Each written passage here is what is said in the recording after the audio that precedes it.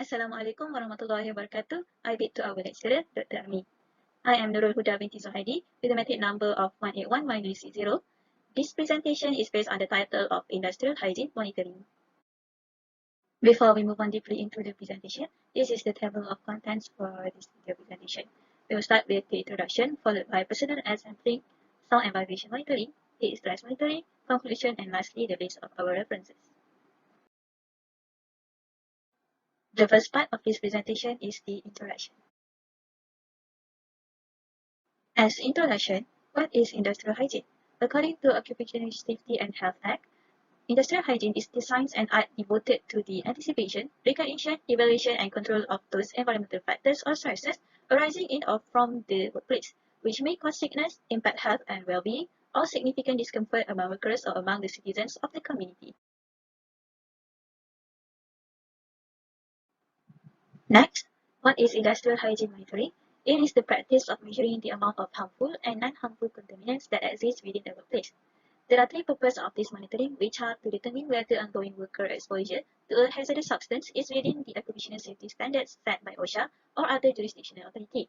Second, to determine the use for additional safety procedures. And lastly, to provide employers with protection against compensation claims. Industrial hygiene is important in every workplace since it is mentioned in OSHA 1970. Under this act, industrial hygienist is to evaluate jobs for potential health hazards. They need to develop and set mandatory occupational safety and health standards involved in determining the extent of employee exposure to hazards and deciding where is needed to control these hazards, thereby protecting the workers. Under the Department of Occupational Safety and Health Malaysia (DOSH), there are 4 guidelines specifically for industrial hygiene, as listed in the slide. The first type of sampling that we choose is personal air sampling. To begin with this personal air sampling is the process used to determine what airborne contaminants are present in an environment. It uses special instruments to detect contaminants such as gases, vapors, dust, and fibers in the air. In this presentation, I chose the Gill Air Plus personal air sampling pump. It is used when measuring personal exposure and aroma on the body. It is a battery-operated pump to draw a volume of air through a collection device which is mounted in the breathing zone of the worker. This instrument is as shown in the slide. In this presentation, I will highlight on the 5 basic considerations to be made during air sampling. The first one is the sample collected must be representative in terms of time and location. Second, the sample volume should be large enough to permit accurate analysis. Next, the sampling rate must be such as to provide maximum efficiency of collection, and the duration of sampling and frequency of sampling should reflect accurately to the occurrence of fluctuations in pollution levels. And lastly, the contaminants must not be modified or altered into process of collection. The sampling system for personal air sampling consists of 2 components, which is a personal sampling pump, and second, the Tiger plastic tubing that connected to a collection media, usually a filter or absorber tube on which the substance of interest can be collected. The figure shows the setup of personal air sampling on a worker. So, how does personal air sampling work? The pump is attached to the worker's belt and the collection media is clipped to the employee's shirt in his breathing zone. The media holder is attached to the air inlet fitting on the pump with a short length of plastic tubing that is run behind the employee's back. Before taking the air samples, the device has to be calibrated. And when the pump is turned on, it will push air through the collection media and contaminants in the air are trapped for subsequent laboratory analysis. For personal air sampling parameters, generally, this air sampling samples particulates, vapors, gases, and metal tubes. Solvent tubes will be used if the samples are organic gases and vapors since there is affinity to these materials. Meanwhile, filters will be used when collecting particulates. And lastly, the volume is measured by the speed of the air sampling pump multiplied by the total time the pump is running. Therefore, what are the benefits of Gill Air Plus personal air sampling pump? There are 5 benefits, which is the first one is motion detection. It detects and measures up to 3 levels of activity, which are active, stationary, inactive of each worker, ensuring sample integrity. The second one is it is versatile. It samples particulates, vapors, gases, and metal fumes and works with common sampling media. It has high performance which it provides ambient or standard temperatures and pressure, corrected display STP model, and data logging for up to 16 sampling events. It is easy to use since it only consists of minimal training and expertise are required. Lastly, it's non-intrusive. It minimizes interference with the worker tasks, promoting worker efficiency since they are small and light. So that's all for my part. Thank you.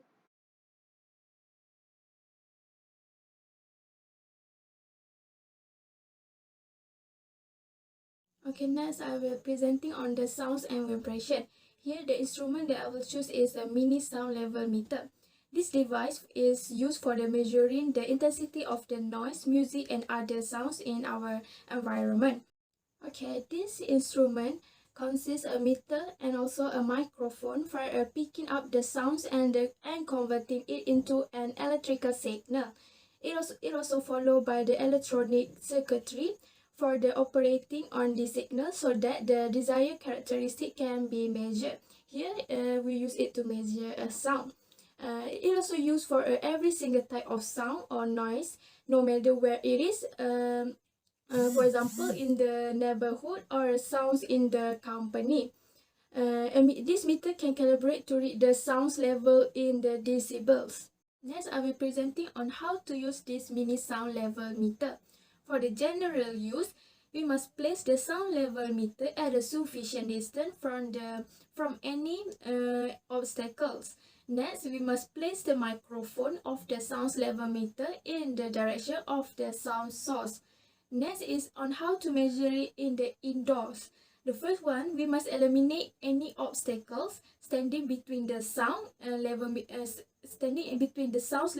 meter microphone and the sound source. Next, we must place the mic in the direction of the sound. Last one is how to measure it in outdoors. If possible, we must take a measurement in the dry weather. We also must document the weather condition, whether in the dry weather or windy. Next, if one's peak exceeds the 5 meter square, we must consider using wind protection while measuring the sound level.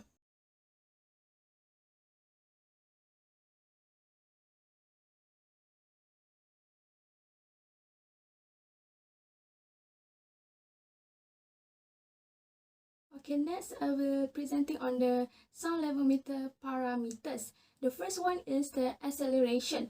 Acceleration is important on measuring the high frequencies of sound and vibration. The second parameter is displacement. Displacement is usually used to measure the low frequency sound and vibration. And the last frequency is the velocity. Velocity is related to the destructive force of vibration, making it the most important parameter. It plays equal importance on both high and low frequency.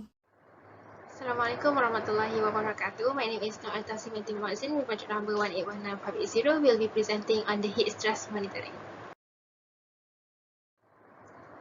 First, like I said, a look at what is heat stress. Heat stress, according to Dodge 2016, is the overall heat load to which an employee may be exposed from the combined contributions of metabolic heat, environmental factors such as air temperature, humidity, air movement, and also radiant heat, and may also include clothing requirements. Heat stress can occur when the body's means of controlling its internal temperature starts to fail. Typical heat stress instrument mentioned in Guideline on Heat Stress Management at the Workplace 2016 by Department of Occupational Safety and Health Malaysia is this TSI Quiz-Time Heat Stress Monitors. This instrument will assist in evaluating indoor and outdoor environmental conditions for the potential to cause heat stress or heat-related injuries. Now let's take a look at the features of this TSI Quiz-Time Heat Stress Monitors instrument. It is equipped with traditional weld bulb, where it is a proven technology utilized to calculate the weld bulb loft temperature, or WBGT.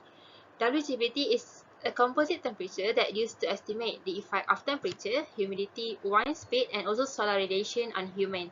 This WBGT is used to determine appropriate exposure and activity levels to the high temperatures. It also equipped with wet bulb, dry bulb, globe, and also relative humidity sensors, provide a basis for determining if heat stress controls are needed. It also has the features of stay times, where it displays stay time standards from various sources. One of it is the ACGIH, or the American Conference of Governmental Industrial Hygienists Threshold Limit Values, and this daytime display various standards on screen to help industrial hygienists determine the work-rest ratio for the employees. In order to monitor heat stress, there are some parameters to be measured. The pictures attach are the sensors for each parameters. Dry bulb temperature, or TDB, is measured by a thermosensor such as ordinary mercury in glass thermometer that is shielded from direct radiant energy sources. Next, the natural wet bulb temperature, or TNWB, is measured by exposing a wet sensor such as wet cotton wick fitted over the bulb of a thermometer to the effects of evaporation and convection. The term natural refers to the movement of air around the sensor. Next, globe temperature, or TG, is temperature measured inside a blackened, hollow, thin copper globe. And lastly, the wet bulb globe temperature is composite temperature that used to estimate the effect of some temperature parameters, humidities, and solar radiation on human. And this wet bulb globe temperature is used to determine the appropriate exposure and activity levels to the high temperatures.